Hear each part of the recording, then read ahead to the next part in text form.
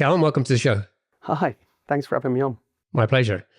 Do you have a favorite quote, something that inspires or motivates you that you can share with us? I think the quote that I'll mention today is probably closest to the customer always wins. And that's something I try and instill in all my staff and all the companies I work with. Get as close to your customer as possible. Closest to the customer wins. Love that. Nice and simple. So we're going to talk about the business that you're building currently today, and then we're going to shift gear a little bit and talk about the business that you spent, a good 10 years building before you exited. So tell us about partner.io, first of all, your current business. What does the product do? Who's it for? And what's the main problem you're helping to solve? So partner.io is basically a new partner platform that helps tech companies partner with agencies and other techcos. So what we're trying to do is streamline and take away a lot of the tedious tasks that partnership teams are doing on a day-to-day basis, and then record revenue correctly, attribution correctly, and really simplify the channel. You've got 3 channels: inbound, outbound, and partnerships. Inbound and outbound have actually great attribution technology, but partnerships is a bit different, and there's no real tech there that actually helps partner teams really be better at growing that channel. At my past business, I noticed that we was using 2 different partner technologies, and both of them were pretty awful. And I was, my team was spending all day in spreadsheets and everything else. So, that's why I founded partner.io, to get partnership teams out of spreadsheets into a real bit of tech that actually can help them grow their partnership channel. Awesome. So back in 2012, you started another company, reviews.io, or as you were telling me earlier, it used to be called reviews.co.uk because it was started out from in England. You started this business with your wife, and 10 years later, it was an 8-figure ARR business, and you ended up selling it for $82 million. And it was a bootstrap business as well, which on its own is a pretty amazing feat. So let's go back to that time in 2012. What were you doing at the time, and where did this idea for reviews.io come from? We were pretty broke when we started reviews.io. I actually was looking at starting 2 different businesses. I was running them side by side, and I went to see a very well-known mobile phone company with one, not the reviews.io solution, but actually with another solution. And it was an affiliate attribution solution. And it was too complicated for me to explain. And they were like, "Callum, we really like you, but we just don't know what you're selling here." I said, who does your reviews? That was my final question coming out the door. And they said, "Oh, well, we're looking at a few providers." And I said, "Do you mind if I come back next week and I want to present to you this review platform I have an idea for?" So I spent the next week, building out an MVP. We kind of had the bones of it already, but I actually made it a lot better, and then went back to them and said, "Hey, this is really reviews.io version 1. And they said, "Yeah, we really like it, but you're probably too small for us right now." But it was that spark of them saying, "Actually, this is quite good. We like it, but you're not right for us right now." And that actually made me double down on the reviews piece. A couple of years later, we actually won that mobile phone provider as a client, because we'd grown the business and so forth. They saw that we got professionalized. So what was it about reviews that kind of inspired you to go and solve, build a product or this MVP? Like, what kind of problems were you seeing out there? There was a couple. So in the review space, there was one massive player, and there still is. There was a company called Trustpilot, and they had a really good website that was actually helping brands build trust, but actually their business model was not what I'd say friendly. And I thought, you know what, there could be a really nice friendly alternative to Trustpilot. There should be. They shouldn't be the only one.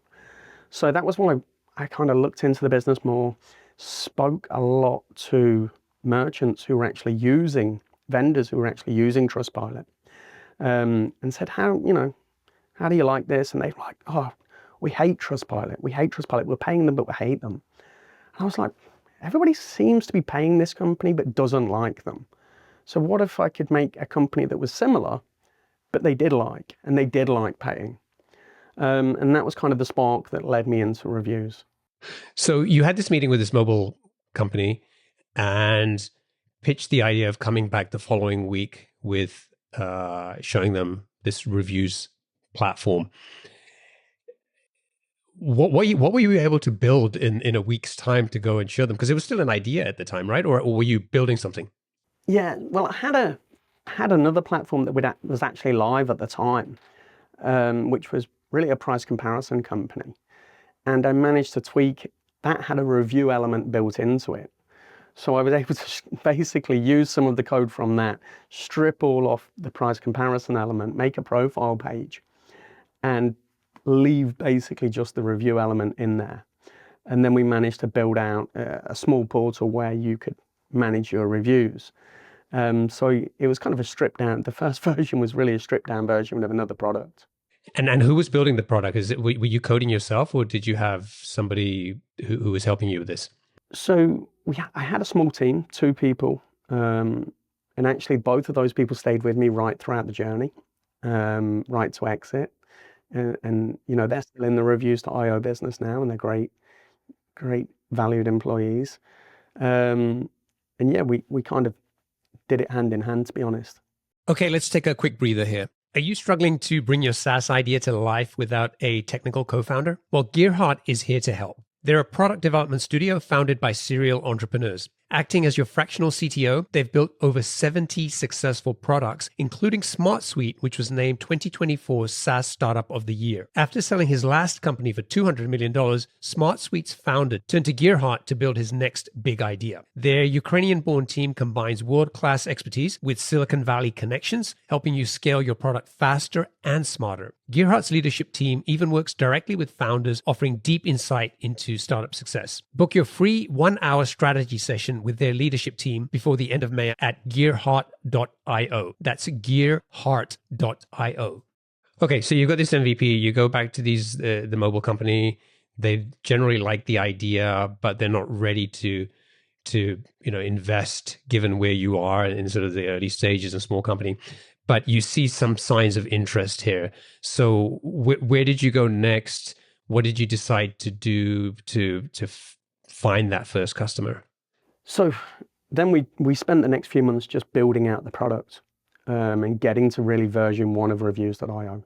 And actually we did an expo in Birmingham at the Birmingham NEC, the IRX expo. And I called the exhibition center up and said, hey, have you got any spare space? Have you got any last minute space? And they said, yeah, we've got a little spot in the corner you can have. It's right near the door. And I was like, brilliant. And I literally turned up there with a couple of banners, a desk. I took a table football machine with me. And me, the developers and my wife, manned this expo table. We did really, really well. We had so many inquiries, and that got us our first few clients. And then it was just about staying in touch with those clients and really building for those first few clients. They helped us build and develop the product. And then what we do is really use those customers to get more customers. So we'd hit into a niche, and then we'd be like, hey, do you know anybody else who'd be interested in this? And really, reviews had a really nice flywheel that actually when we got our logo on that customer's site, then their competitors would look at that, and generally they'd contact us and say, hey, what are you doing there? Can we speak to you? So we had this nice flywheel that kept inbound leads coming. And it was like a snowball. So as we won bigger clients, our logo was seen more, we'd win bigger and bigger clients. And we really made sure we was the friendly alternative to what was currently out there. We had friendlier terms and conditions. We really try and help our partners. We classed our customers as our partners. to make sure that they were succeeding. We wasn't just treating them like an ATM. We'd really, hey, are we doing good? Do you need anything from us? How can we improve? And generally speaking to our clients led us to develop better and better solutions that actually meant we'd win more business over time. So that was a big thing for us. Can you just briefly explain, like, what did the product do at the time? So what was the offer? How would they use reviews.co.uk, I guess? So in the early days, we were helping brands, online retailers, collect reviews from their past customers via email. So we'd send out an email saying, hey, you've purchased from Interflora, could you please leave them a review? And that was really the basic bit of the solution. That was like kind of V1. And, that evolved to doing, insights, analysis on sentiment, and really improving segmentation, attributions, all of these complex things that, companies, as we grew, were able to increase our pricing to offer these certain better integrations. Got it. So you mentioned Trustpilot, and that you talked to people, and there was a lot of people were unhappy with the experience they were getting there. So how did you figure out? You said, "Hey, what if I could build something similar, but something that people liked?" And so, how did you figure out what that was? Was it about particular features in the product, which is, I think, where most founders tend to go. That's how I'm going to differentiate. But you also talked about other things like friendlier terms and conditions, like making it easier to work with us and so on. So what was if someone said to you, why should I use you instead of Trustpilot at the time, what was the answer? What was the offer?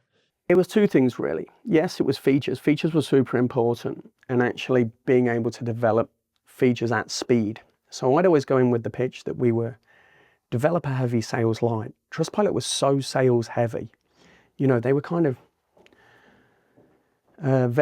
selling in a very pressurized way at the time, almost like Yellow Pages. So they were doing a lot of cold calls, and I was like, look, why don't you, we're the alternative to that. We're developer heavy, very sales light. If you want to go with us out of your own volition, not because we're pressuring you into an annual contract.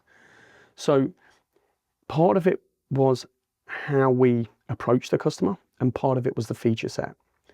So once we had a base, we were able to keep talking to our clients, constantly talking to them, so that we could learn what actually the clients actually wanted and what we could improve. And in the end, actually, I think our features were a hell of a lot better than what Trustpilot's were, and a lot more forward thinking. And really, we were a lot different in many aspects, in that they were just so unfriendly, unbusiness friendly. No one really liked paying for that service, or very few people at the time. I'm sure that's probably changed. I've not really competed with them in a long time, really, because as we evolved, other gaps emerged in the market. The Shopify ecosystem took off, and we leaned into that very heavily. And Trustpilot didn't. So what we kind of did the things that they didn't do. And when we leaned into Trustpilot, and we leaned into selling via partnerships, we leaned into selling via advocates, that was when we saw a really massive growth for us. Now, I know one of the reasons for the success of reviews.io was your ability to keep talking to customers, understand what they need, and then quickly translate that into the right type of product or the right solution for them. Maybe can give us an example of that, because one of the things I think that many founders struggle with is they hear a lot of things from customers or potential customers, often end up wasting a bunch of time building features that nobody really wants to pay for, but they thought they did. So how did you go about that? How did you capture that feedback? How did you sort of filter, there's some gold here, this is where we should invest our very limited time and money, versus a whole bunch of noise that we need to ignore? It's a very good question, and there's no simple answer. Some of this is common sense.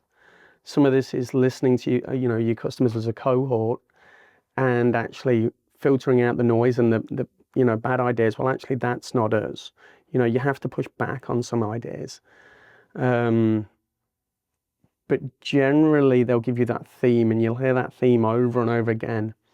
Hey, we just need this. We just need this. And those themes generally will start to present themselves. Like I'd always, I'm a true believer that a founder should be doing those early calls with all customers.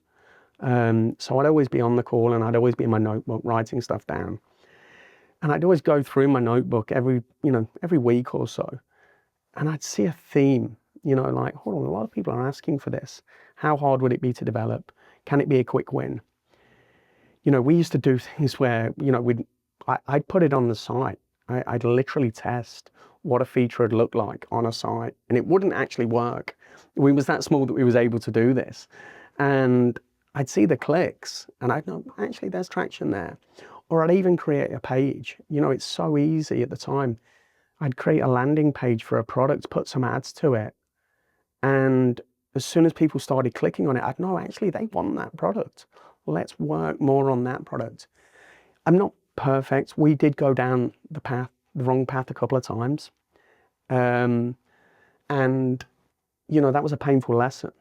But more often than not, we managed to use common sense by focusing on our ICP, building features that actually matched our ICP.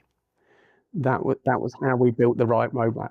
Yeah, I think that focus on the customer, but like you said, this looking for these recurring themes that you're hearing about repeatedly from different customers, and paying attention to that, because maybe they don't quite know what the solution is, but they keep talking about a pain or something that they need to solve, right? And you know what? One of the biggest things that I learned is that actually it was the customers who didn't go with us who generally drive you in the wrong direction. They go, oh, if you've got this feature, we'll go with you. And then they don't go with you anyway. But actually, they're just driving you in the wrong direction. And they're just saying this because they've probably not got buy-in, and it's just an excuse. So, if you're listening to this and you keep getting customers not going with you and it's asking for a certain feature, just validate that a little bit maybe, because maybe it's just an excuse. And I've had that several times. We used to get bigger companies say to us, oh, we want Salesforce integration. So we built out Salesforce integration. And when it went live, nobody wanted it because it wasn't our ICP. And actually, it wasn't our ICP, and they were trying to push us in the wrong direction. So you've got to it's not an easy thing to do. Building out the roadmap and knowing what to build and when to build it is not easy. And you've got to be very strict at it. In my business now, we're a new startup, and we're building out features, and we're building out different elements. And, I'm very conscious of not being pushed off track by potential customers that really aren't potential customers. They're not our ICP. You mentioned back then you were broke. You're trying to bootstrap this business. You choose to go into a market where you're going to compete with a very well-funded big player. Did you try to raise money at that time to help you move things along? Yeah, I did. Very unsuccessfully. Tried to raise money several times. Went out to Sand Hill Road. Me and my wife went to San Francisco and spoke to some big VC firms, spoke to some small VC firms. But ultimately, we couldn't get the right deal. Most VC firms loved what we were doing, but actually wouldn't work with us because we were husband and wife, which, was a bit disheartening. When me and my wife got married, she actually kept her maiden name so that we had different surnames, so maybe we could look like on the site that we weren't married. But Yeah, it was very difficult with our setup to raise capital. So really that just made us focus more on being profitable. And every time we'd win a couple of clients, we'd always like reinvest the money into the product, into the team. So we grew a little bit slower, but that actually meant that we didn't have the crazy growing pains that a lot of VC-backed businesses actually have. So it meant I was able to spend more time with each team member, make sure they understood why we exist, who our client is, and that kept us really very focused. We wasn't able to do some of the things that our competitors were able to do, and go off track. And, having people sell your product in the wrong way is very, very dangerous. And I was able to control that a lot more than some of my bigger competitors. And VCs would actually make you sell in an unfriendly way. They're going to want you to, jack up prices, have annual contracts and things like that. And that was something we were dead staunchly against. So yeah, we didn't agree with how their selling methods were, and they didn't agree with ours, but we finally got product market fit in a good way, and we had great velocity. I know you were telling me earlier that at the time, Trustpilot probably had, hundreds of salespeople doing outbound. And for you, most of your leads were coming in through inbound. And I want to talk about some of the stuff around events and guerrilla marketing, because I think there's a lot of fun, creative stuff you were doing. But you were also creating a lot of content. So can you speak to a little bit about that? A lot of bootstrap founders, they don't have the money to invest to go and, do expensive campaigns or ads or so on. And so they look at content as one way to do that. But that can often be a very slow, laborious, kind of painful process. So what did you do? What worked for you? What didn't work? LinkedIn was amazing for us. LinkedIn was amazing. I'd post, multiple times a day, and I'd really highlight my competitors' weaknesses, and the way they were treating their clients. And generally those posts went viral. And I positioned, Reviews.io as the underdog, really. And that really helped. We'd also do a lot of blogging, a lot of podcasts. And primarily we couldn't compete on an outbound motion with Trustpilot or Yotpo, which was our other competitor. And so we had to do something different. And I really took the challenge to them in an open platform like LinkedIn.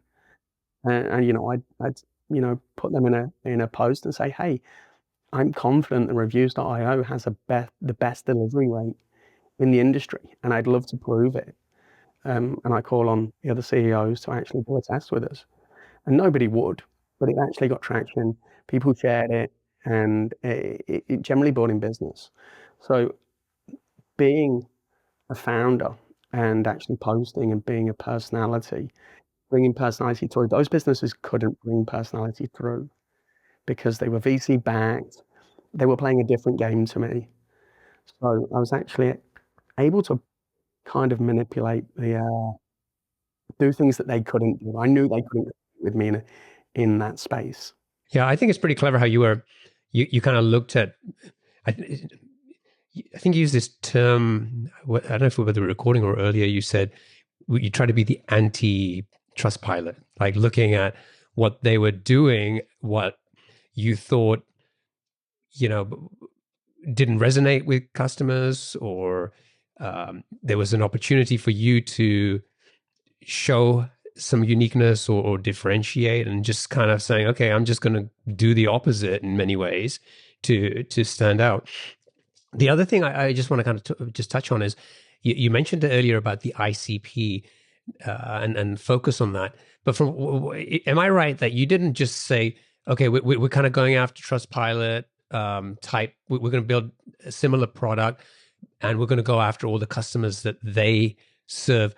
You actually looked at that customer base and then said, I'm going to focus on the people who are using Trustpilot but currently feel like they are underserved, right? So it was a segment of that larger customer base. Is that right? we targeted these. Trustpilot's great for bigger brands where they're doing television advertising, and Trustpilot they can put Trustpilot's logo on their advert. But smaller brands, brands doing 5 million in revenue, e-commerce brands doing 5 million in revenue. That was my ICP, where they had team members, they had great customer service, but they were being underserved by the competition, being underserved and overcharged by the competition. So then we came in with fairer pricing, which was actually correctly priced for the market. And that resonated, and it kind of spread like wildfire.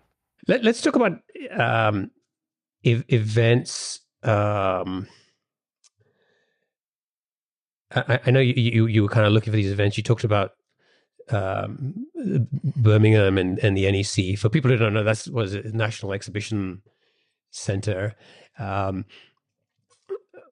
it was an opportunity for you to go out and meet potential customers and show up face to face and all that. But what were some of the other things that you were doing, this sort of these guerrilla marketing tactics, because you didn't have the money to spend, and so you were constantly like trying these, well, whatever you could think of, right? We tried, any way to get our logo seen without us paying the exorbitant fees. I couldn't afford in the US, conferences are super, super expensive. To get a stand at a conference, I just had a quote today, and they're quoting over $100,000 for a pretty small stand for partners.io. And I couldn't afford it. I just couldn't afford it. I would have loved to have done it. So I needed to get my logo out there, to get noise out there. And we used to do things like, in Seattle, we purchased a bus and we had it vinyl wrapped with reviews.io, and we parked it straight outside the conference center, and collected parking tickets all day. At another event, we hired tuk-tuk drivers to take people from the hotel to the conference center, and then later on they took them from the conference center back to their hotel. And what we did, we just put posters on the back of the tuk-tuk bikes. We were always trying to think outside of the box. I mean, probably one of my best marketing campaigns was in London, where we actually, me and two of my friends who were the employees, two of my best friends, we actually went out and did some, we cleaned the street. We had a stencil made, and we actually cleaned the logo into the road actually as you came into the event center. That was quite good. What? Another one was that we'd actually, if we had a stand at an expo and we were quite struggling, we would, for the visitors, I'd go into the toilets and put leaflets and posters up in the toilets. I love that. And weirdly, nobody ever said anything, but we knew, at least 50% of the attendees were going to visit the toilets, the gents' toilets. So I'd make sure if they went in, they'd see our logo at least. And just things like that. We really didn't have a lot of money, and we needed to get our brand out there. And the more people who've seen it, the more people who got in touch, and, it worked. At what point did it become it switched from reviews.co.uk to reviews.io, and what was the change? Were you looking you were focused initially on customers in the UK? Yeah. Was that when you sort of decided to expand and tackle like the US market? It was really as soon as we had product market fit in the UK, I knew that this needed to be a global business to actually be worth anything. So the first stop was the US, and then we went to Australia and then into Germany. But to do that, I had to rebrand from .co.uk into .io. And we did that really slowly. We actually ran them both side by side for a bit. And then slowly, we wouldn't publish anything on .io. We wouldn't use .io on any of our advertising, but the domain actually still lived. A big part of our solution was actually, these profile pages that had amazing SEO, and moving those over very slowly actually was quite challenging. So you did that slowly because you didn't want to mess up the SEO that was working. Yeah. Yeah. That's always a fear, isn't it? Well, there was a lot of code. There was a lot of, we were serving widgets on people's pages, and there was a lot to it. That move over was really painful for us, and it probably lasted 3 years to be fully moved over. But we wasn't in a rush. We knew we had to take our time. It probably, I would have gone and spoke to a consultant, they would have said, "Oh, do this. We'll do this in a month or a couple of months." But I actually knew that we had to take our time with this, and we had to do it the difficult way, which was to run them both side by side. You start to get traction, and you're doing all of these creative things to reach customers, get the logo out there. You're having to bootstrap by necessity because you can't get investors to give you any money, and slowly things start to get traction. You start to generate revenue, acquire customers, to grow the business, but still there's you're working under a lot of constraints as a bootstrap business. And one of those challenges I know we were talking about earlier was hiring, and not being able to kind of hire people from the industry, if you like. So what were some of the challenges there, and then how did you get around that in terms of finding people? So I literally, we couldn't hire A1 sales team members at the time. So I generally hire people from other industries that I interacted with, and I actually liked those people, and I'd watch them and see they had great customer service, or they were really good salespeople. And then I'd approach them and say, "Hey, do you want a career change? I've got this startup, it's a great opportunity." I've hired people who worked in cafes, people who worked in restaurants, bars, nightclubs, estate agents, all backgrounds. But the core thing is, could I work with these people, and did they have the work ethic that's needed? Because that's the important bit. I can train them to be great salespeople. I can train them to be great customer service, but there's got to be that spark. And that's generally what I'd look for. I mean, I used to hire, I'd have a server in a restaurant, and I'd be like, "This guy's got something," you could see something there. And I'd be like, "Do you want a career change? Here's my telephone number. If you ever want a career change, give me a call." And invariably, some of our best staff came in that way. And because they weren't from the industry, they weren't, ex-SaaS salespeople, they didn't require these huge wages, which were kind of set by the big boys, and set by VC money, really. So, a lot of those people, when I exited, were still in the business. The majority of those people were still in the Reviews.io business. And without them, I couldn't have done it. It was their work ethic combined with my work ethic and my wife's work ethic that actually helped us grow Reviews.io into what it was.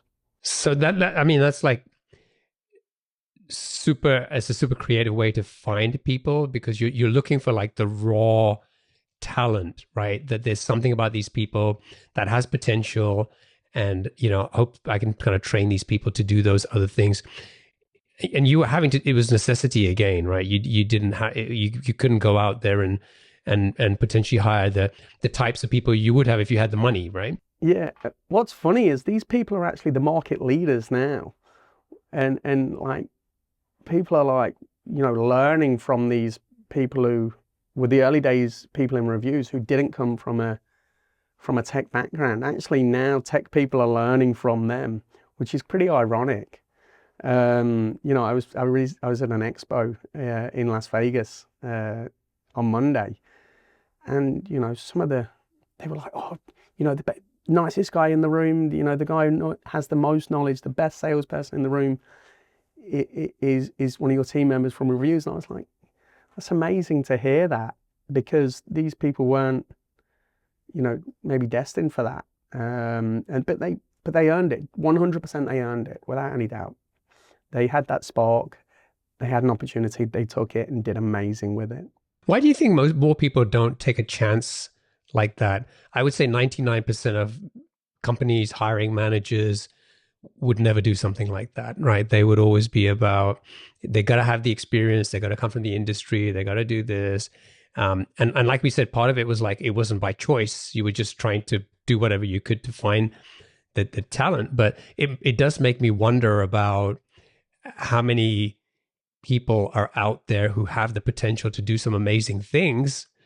If someone can just see that potential and give them an opportunity. I think a lot of it is in the VC market. There's a playbook and they're just pattern matching. They're just like, right, go and get, some A-star players, and they're just pattern matching and saying, oh, go and recruit for this role. And it's not easy. It's not easy. It's got to be done by the founder, I think. I don't think it can be done by anybody else, because you've got to own that if it goes wrong. But for me, it was a necessity, but also looking back, I still like to hire people who aren't from the industry. Even though I can afford those people now, I'd still rather hire from, I'd never hire from my competitors. I think that's a terrible idea. They come in with these preconceived playbooks and they want to do it, oh, this is what we did there. I don't want that. I want people who are like sponges, who are like, I want to learn, I want to, it's totally different being a startup, a bootstrap startup, to being a VC-backed startup. And I think way too many bootstrapped companies copy VC-backed companies and the bigger VC-backed competitors, and actually fall into traps of thinking they are VC-backed when they're not. So this journey, it was a 10-year journey, 2012 to 2022, when you eventually sold the business. It sounds like in an ideal world, you would not have sold it. You would have continued to do a lot more with that business. But just tell me about like what happened. How did this situation come about, and why you decided to sell at that time? So my son has a very, very rare genetic disease. There's only ever been 53 children in the world diagnosed with his disease. It took us a long time to get his diagnosis, and it's a pretty awful disease. And I just didn't have an understanding of what care he'd need, whether I could fund any research, and I really wanted to get into that. I'm a big believer in giving back, and I didn't have the funds really to do the research that I wanted to do and to do the investments into research. And to be honest, the offer just came at the right time. That was it. It was just timing. It was a good offer at the right time. It was a difficult decision because me and my wife both loved the business, but we also knew that we had to secure my children's future. We don't know whether Hudson will ever work, and things like that. And we don't know how much his care will cost. We don't know how much gene therapy costs, or stem cell therapy, or mitochondrial therapy. There's all these different things, and by selling it, de-risked us as a family. And without that, I probably wouldn't have sold, if I'm brutally honest. It was a painful thing for me to do. I left a lot behind, a lot of my best friends in the business, and I still felt like I had a lot to give to that business. Yeah, it sounds like a really sort of a bittersweet moment to sell the company, but it also sounds like it was the what you needed and what your family needed. It just the right things appeared at the right time to help you deal with what you were going through. Yeah, it's been very tough emotionally, and it was all part of our journey to get there. And since selling, we've been able to do some amazing things with the money that we've had. We've been able to support lots of children, directly and indirectly, with research, and even just I help several children who are just in hospital and need actually special care, and we'll actually fund that for them. That's awesome. So that was back in 2022. And then obviously you had other things to focus on with your family. And then recently, not that long ago, you launched partner.io. So what was the impetus for that, and what got you back in the game? So partner.io launched in 2025, January 2025, and I actually probably wasn't that. When I left reviews, it was with the intention of that's me done. Like I'm just going to do a bit, philanthropy. I'm just going to do a bit of property, try and have revenue streams for my son. But no, I missed it. I missed working with developers. I missed working with people, and I missed customers, and I missed solving problems. So I went back to my little books. Every year I'd give myself one of these little diaries, and I'd write all my notes in there, my ideas, my challenges, the big things that I was struggling with. And at Reviews, one of the biggest teams, the fastest growing revenue stream was partnerships. Inbound was actually leveling off, but partnerships was growing really well. And it was a tricky team. We had 2 solutions in place. Both of them were pretty bad. And we were still using spreadsheets. It was very manual. We were paying really big wages to partner managers, but actually were spending a lot of time doing these tedious tasks. So I thought if I could solve that problem and actually make that channel a lot more efficient and effective, and actually drive a lot more revenue and track that revenue, then that'd be a great product. So that's what we started doing. And the first part of the solution that we actually built was the training element, which was training partners and accrediting them how to sell your product, how to use your product, who your product is for. And then it grew from there. We added referral in, and we added event management and various other features. So we could become this full suite for partnership teams. And it's gone really well. The feedback's been amazing. Again, most of it is inbound.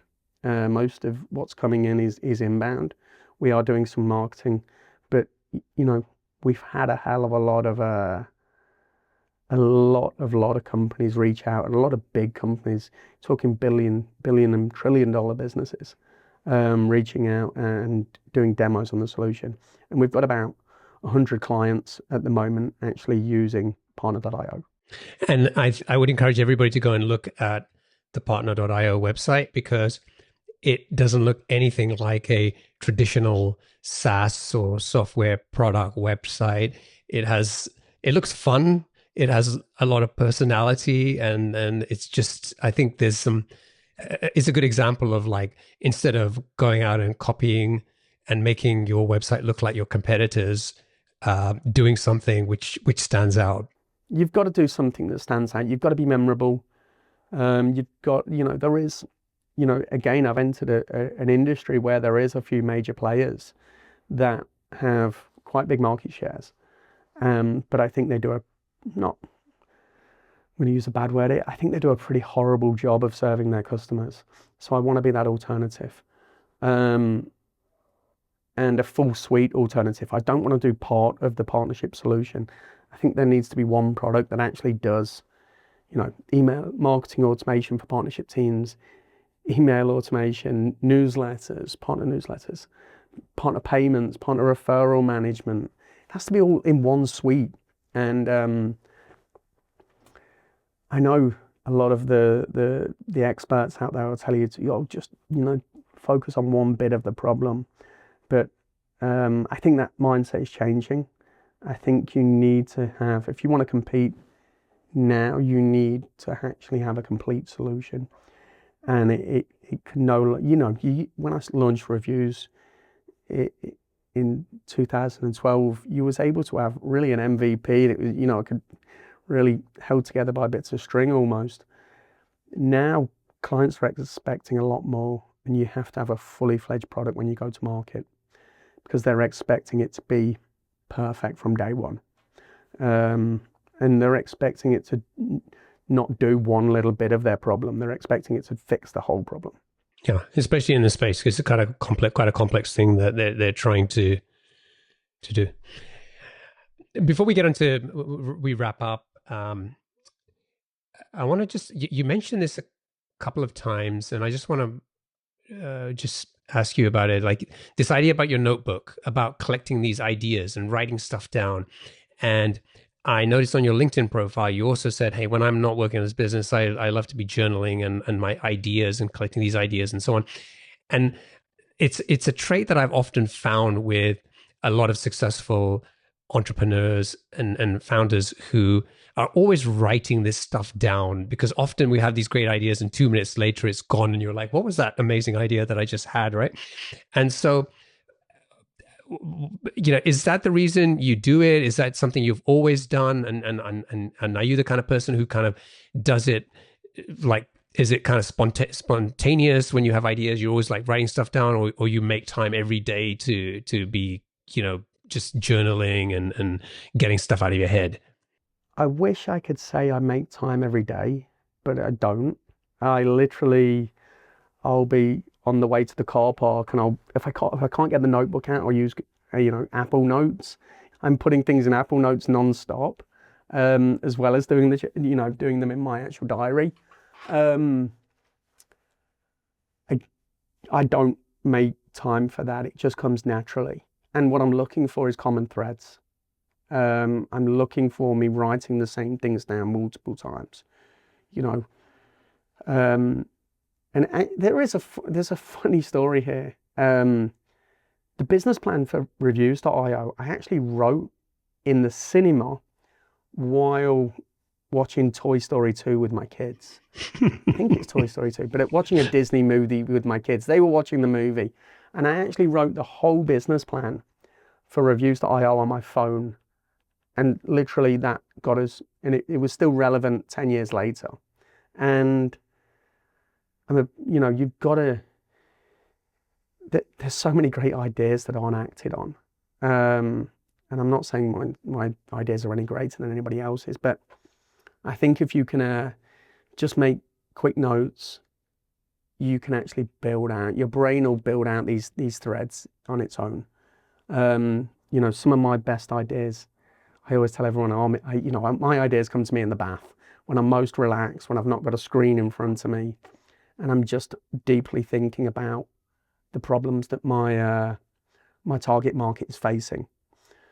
And that's generally, I'll try and think about that. And it doesn't come, none of my great good ideas have came from staring at a computer. And I think what was really insightful about what you shared there is similar to what we were talking about earlier about figuring out which features to build for customers. Was you're collecting all of these ideas, and I think that I've experienced this as well, where you sort of have these ideas, you keep writing them down, and then you just get so overwhelmed because you're like, I've got like 1,000 things here. I don't know which one of these are good ideas, which one of these bad ideas, which ones I should act on. And you do, well, I end up doing nothing, because it's like, it's easier than having to choose. But the thing that I noticed about you is again, that you look for those themes. And if something is coming up over and over again, that's the signal for you that you should be doing something about it, or this is where you should be paying attention. And then I'll just go and find my target audience, and I'll go and have those conversations. Hey, is this really a problem? What if there was this? And generally those conversations are the ones that will validate or, not validate your idea. But one thing that you've got to be really careful of is you've got to make sure you're speaking to your ICP, who you think is your ICP, but also speak to multiple people. And try and filter out, there's some people that'll tell you, everything, because they know you, they don't want to offend you. Great idea. And you've got to filter that out. If you don't, you can go down the wrong path. But generally, I'll always build an MVP. I'll do a bit of marketing, and I'll see how that marketing resonates. So I'll put a small site up, and I'll put some ads to it. I'll see what the click-through rate is. I'll see how long they're staying on the page, what they're reading. And that'll give me an idea, and that'll help me validate that idea. That'll give me an idea of, hey, this is working, this isn't working. You know, if someone's clicking an ad and then they're just shooting straight off, you've missed the mark. If they're not clicking the ad, you've missed the mark. So I'll kind of have a set benchmark in my mind, what I want to achieve. And then, you know, I'll go and take it to a few people after that. It's the great thing about the internet, we can validate ideas really quickly. Yeah. And I think that's a great example of just some simple things that, you know, you can do very quickly to figure out. I think it doesn't necessarily replace having the conversations with people, but complements each other's. Yeah, totally. Okay, so we should wrap up. Let's get on to the lightning round. I've got 7 quick fire questions for you. What's one of the best pieces of business advice you've received? I generally don't listen to most people on business advice. Don't overspend. Probably is just control your finances. Don't take venture capital too soon. That'd probably be my only one big one. And don't overspend. What book would you recommend to our audience and why? There's loads of books. I like 0 to 1 by Peter Thiel. Brilliant book. If you're in the SaaS space, Impossible to Inevitable by Jason Lemkin's book from SaaSter. That's a great book. Phil Knight, Shoe Dog, brilliant book. You know, it will get you through, you know, the challenges he faced in that book. We all face as entrepreneurs, but they're very well written down, and it will make you feel better about yourself and just carry on. Love that. What's one attribute or characteristic in your mind of a successful founder? Perseverance. What's your favorite personal productivity tool or habit? Notes on Apple. Making notes. It's the best app on your phone. And now you can record and transcribe as well, right? So it makes it even easier. Yeah, you can record, you can dump them into AI now and, you know, work them out. But generally it's just, you know, you've got this great, your phone is the best tool. Oh, what's a new or crazy business idea you'd love to pursue if you had the time? It'd probably be in the medical space. I'd love to build a low-cost exoskeleton for children with special needs who can't use their legs. And actually, there's too many young children who are disabled who don't have a physio on hand to make sure they're keeping moving. So I'd love to invest more time building out a solution for that. I think that'd be very worthwhile and a great product. Sounds amazing. What's an interesting or fun fact about you that most people don't know? Oh, there's not many. I'm pretty boring. I focus pretty heavily. I'm a very deep thinker about technology and business. Yeah, that's it. I've watched the same TV show every night before I go to bed. The Office, the US version of The Office. That's what relaxes me. You've defected to the US version. Yeah. I actually weirdly, I've always preferred the US version to the UK version, but I tell that to my family and they're like, you're a traitor. Yeah, I had that. I grew up on the UK version, and when I moved to the US, I didn't find the US version funny.